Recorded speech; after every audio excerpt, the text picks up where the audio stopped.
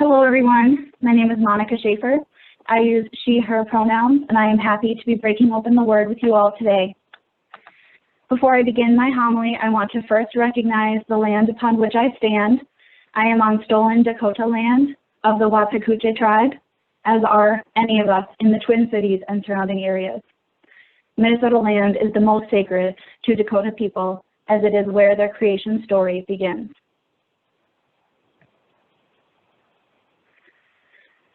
When the worship committee saw the gospel words of Jesus, "Take up your cross and follow me," they immediately thought of me, Monica, specifically my connection to our Lenten book study, the cross and the lynching tree. My first thought was, my work here is done. I wrote our Good Friday reflection and the adapted Passion story, so enough has been said. But I know there is no such thing as being finished, especially about our topic today. And I am honored to bring these readings into the context of racism today, specifically racism against people who are Black, a topic which has been burning in my heart for some time now. I assure you I will only be able to get started. In the first reading, Jeremiah calls out exactly how I feel on a regular basis. "You enticed me, you have overpowered me. For whenever I speak, I must cry out violence and destruction." Real time. What causes you to cry out violence and destruction? What actions in your daily life do you know cause violence and destruction? I know that I cannot drive my car without the environmental effects of burning fuel. I cannot earn money without supporting the military and the killing of people all over the world. I cannot go to the grocery store without exploiting thousands of laborers around the world who make this food available. The list goes on in many different directions. There is one part of my being that causes violence and destruction that I absolutely cannot change. I am undeniably white.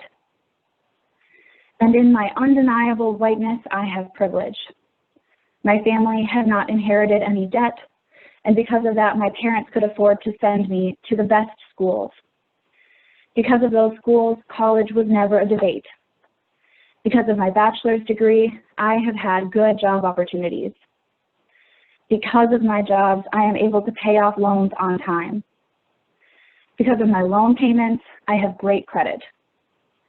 Because of my credit, I got a loan to buy a house. I live in my house because I'm white. Did you know that racial clauses in house deeds still exist in the Twin Cities? Even if they're not enforced, there's a paper trail that says, if you're not white, you can't live here. There are a million other ways that I benefit from my white privilege every single day. When I stop to think about it, every success in my life can be considered a result of my whiteness, and I would be ignoring my privilege if I didn't recognize that. The words that most resonate with me from the prophet Jeremiah today are, "Within my heart there is something like a burning fire imprisoned in my bones." If Jeremiah doesn't call out the violence and destruction, it almost consumes him. I know that feeling. I am experiencing it now. It feels like a heat, shaking and buzzing inside of me. And I try to hold it in, because I know the people around me get tired of hearing about all the injustice in the world. And sometimes I push it down because I am tired of thinking about it and talking about it. Paul's words address this temptation perfectly. Do not conform yourself to this age, but be transformed. He is trying to comfort the radical disciples who feel consumed and tired. Often I find Paul's writing filled with general platitudes that don't do much to inspire me. But today, he hit the mark. Don't conform yourself to this age. Don't conform yourself to this age of injustice, to this world that is tired of thinking about injustice and trying to fight it. We know the call of Jesus. Injustice in any form is not acceptable.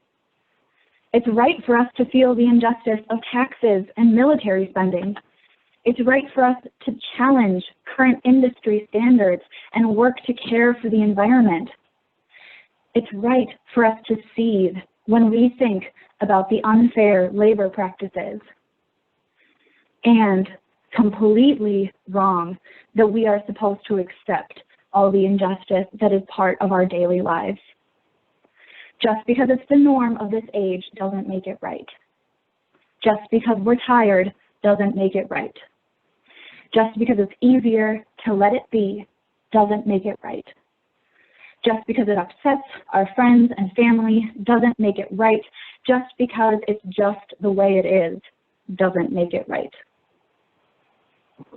In the gospel, Jesus announces his plan and tells his disciples what will happen after he challenges the injustice in Jerusalem.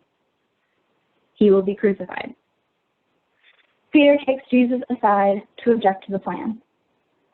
Matthew doesn't tell us all of what Peter says, but I imagine that Peter implored Jesus, "Rabbi, you don't have to do this. You have already done so much good, and you can continue to do good.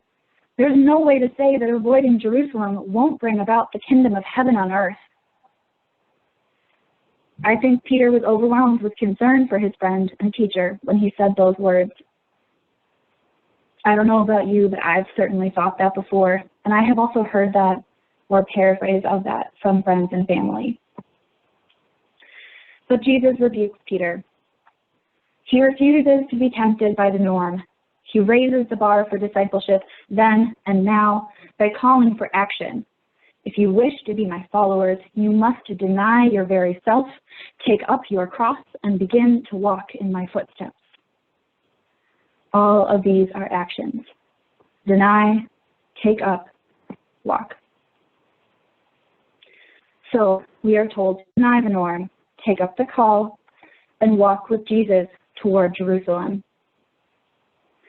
Our readings today take us on a journey, and I believe we are living that journey in our community today. We are on the cusp of change. We have heard the call and pledged to act. Now we must walk. Back in May, George Floyd was lynched less than 3 miles from our spiritual home. I use the ugly, powerful word lynching on purpose. It was more than death and more than murder. It was a lynching.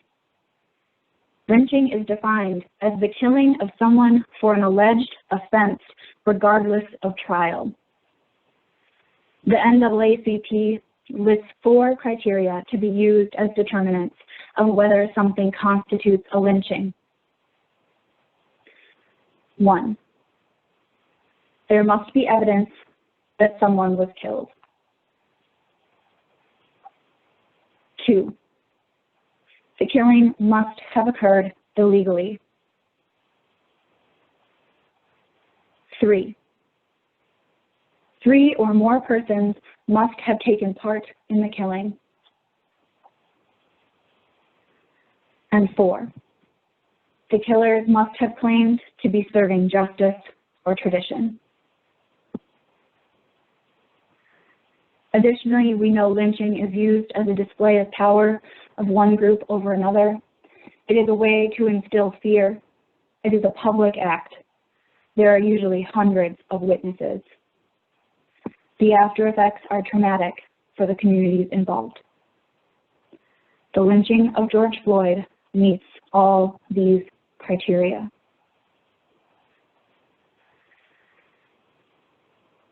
The lynching of George Floyd on May 25th continues to spark fear in the Black community. It reminds an entire race of people that any person who is Black is therefore untrustworthy, dangerous, and or helpless. When we think back on the events of this summer, we feel the burning within that Jeremiah talked about in the first reading. We are horrified that this happened in our community. And I believe we as a community are now living in the comfort of Paul's words. We are returning to the way things were. It's not the same, but we have tamped down the anger within. or feel uncertain of how to proceed. We hear Peter's pleas to stay safe and comfortable, and it is so tempting. We have been doing this for months and are tired. But this is not our first day as disciples of Jesus, and we hear the call to act for justice that is specific to our time and place. Racism happens all around us. This is inevitable because we are all racist. We all profit from the destruction of Black, Indigenous, people of color every single day. As white people, we are complicit in the lynching of George Floyd and of our Black and brown brothers, sisters, and family. And no matter how much we educate ourselves or how far we've come, we are still racist. Angela Davis said, "In a racist society, it is not enough to be non-racist. We must be anti-racist." Here are a few examples of what white privilege in a racist society looks like. Statistically, white people are going to live a longer life. White people are never held up as a credit to our race, seen as an anomaly or something to admire. We are simply living up to our potential. The ability to choose a social justice issue is a privilege because no single issue is hampering our ability to live today. White people can see ourselves on the dollar bill, on coins, and overwhelmingly in positions of power. Laws and rules are created and enforced by people who look like us.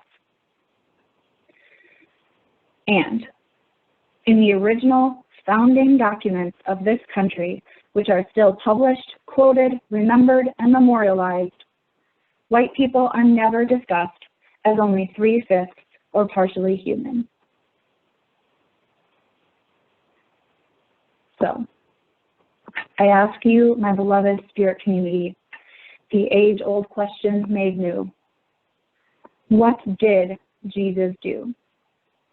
He spoke truth to power. He never quit teaching. He reprimanded when necessary. He used strong words, and he led the way, even to Jerusalem.